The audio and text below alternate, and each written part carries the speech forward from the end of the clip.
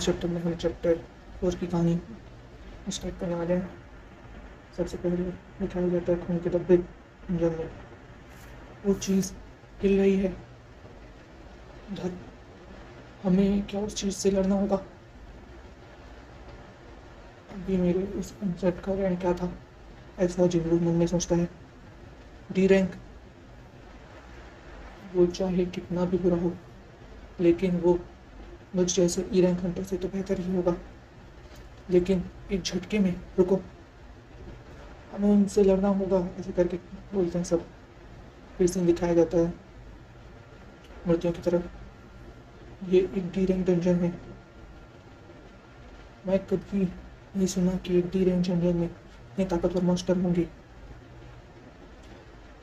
Captain बोलता है, अगर यहाँ के सभी स्टैचू हिलने लगे। जिंगू पीछे मुड़ के देखता है, बड़े वाले स्टैचू की आंखें। कैप्टन बोलता है, अब ये मत कहना कि वो स्टैचू थी। मेरे पहले रेड के वक्त मैं गलती से अपनी पार्टी से अलग हो गया था और खो गया था, जिंगू बताते हुए। एक ईरेन मास्टर ने मुझे पीछे से हमला कर दिया था, जिसके कारण मुझे एक हफ्ते हॉस्पिटल में भर्ती होना पड़ा था। ये पहली बार नहीं है जब मैं ऐसे हालात में फंसा हूँ। यहाँ तक कि एक डंजन में बंद हो जाने के बाद भूख के कारण मैं मरने की कगार पर आ गया था। सभी लो रैंक डंजन होने के बाद भी हर बार मुझे अपनी जान दांव पर लगानी पड़ती है। मैं ऐसे नहीं कर सकता हूँ। क्या तुम जानते हो इतने दिनों दुनिया के सबसे कमज़ोर हंटर कहाँ जाता है? सभी हंटर अपने मैजिकल कोड के बदले अच्छे रफ्तार लेते हैं ताकि वो और भी ताकतवर मॉन्स्टर्स को हरा सके और ज़्यादा ट्रेजर ढूंढ सके। हमेशा बिना हथियारों के अगर मैं एक सस्ती सी स्वॉर्ड खरीद भी लूँ तो वह तुरंत टूट जाती है, इसीलिए कोई फायदा नहीं। और मेरे साथ हमेशा एक हीलर रहती है जो मुझे हील कर देती है, इसलिए। वो कमीना फिर घायल होकर आया है, वो भी एक हीर इंटेंशन में। मुझे बुरा लग रहा है उन हीलर के लिए जो रेड में उसके साथ होते हैं। उन्हें दुगना काम करना पड़ता है। इसका मतलब हुआ एक हंटर होकर भी वो किसी काम का नहीं है। जिन्होंने मन में सोचते हुए, मेरी जूते पूरी तरीके से फट चुके हैं। तो इसी पहले और दूसरे दिन और उस दिन जब मैं घायल होकर बाहर आता हूँ, मैं इन जैसे लोगों की मृत्यु को अनदेखा करने लगता हूँ और बिना किसी शिकायत के वो काम करता गया जिस करते हुए मेरी मौत भी हो सकती है। शायद ये इसीलिए क्योंकि मैं अच्छी तरीके से जानता हूँ। जिन्होंने तुरंत सबको बोलते हुए, सब लोग नीचे झुको।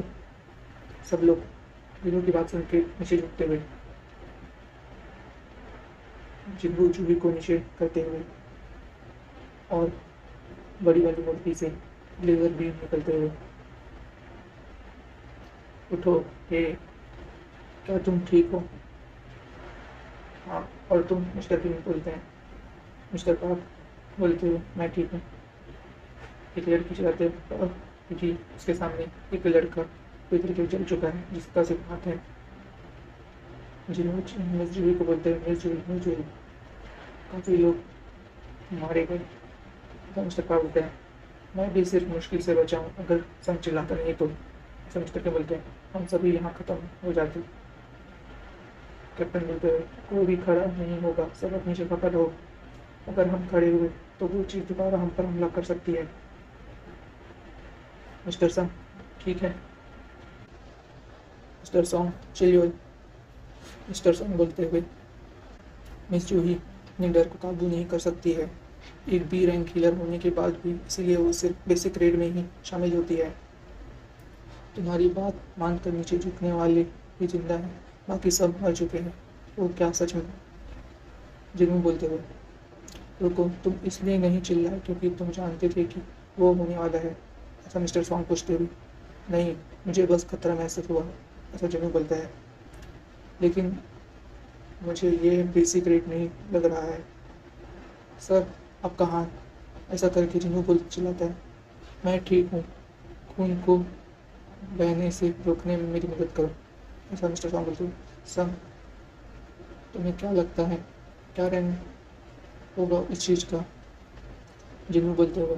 मैं नहीं जानता, मैं कभी भी डी रैंक से ऊंची रैंक वाली रेड में शामिल नहीं हुआ हूँ। मिस्टर सॉन्ग बोलते हुए। मैं एक या दो बार ही बी रैंक रेड में शामिल हुआ हूँ। मैं पूरे यकीन से साथ कह सकता हूँ कि ये जगह उस बी रैंक डंजन में भी ज़्यादा खतरनाक है।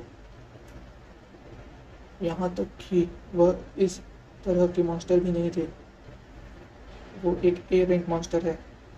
नहीं, शायद एक एस रैंक।